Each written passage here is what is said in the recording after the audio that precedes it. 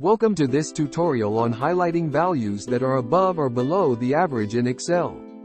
In this step-by-step guide, we will show you how to easily identify and format these values. Let's dive in. Assuming that you want to identify and highlight the values above or below the average for the range of cells B1, B4. To begin, you need to calculate the average of the selected range. You can do this by using the formula equals average B1, B4, replacing B1, B4 with the appropriate cell references based on your need. Type formula in cell E1 equals average B1, B4.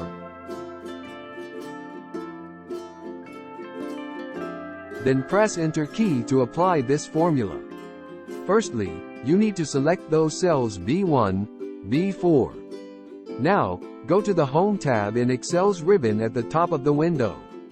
Look for the Styles group and click on the Conditional Formatting button. From the drop-down menu, select Top, Bottom Rules.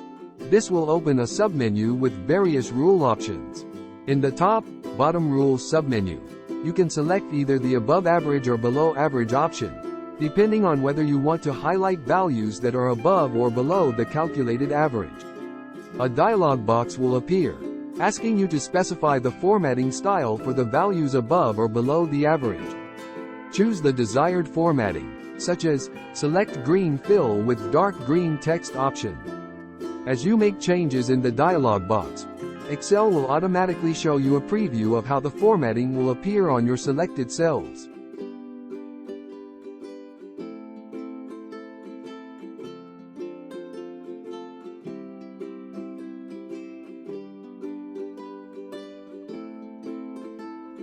Once you're satisfied with the settings and preview, click OK to apply the formatting rule to the selected cells.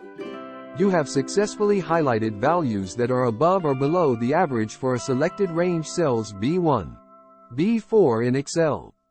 This technique is useful for quickly identifying outliers or deviations from the average in your data.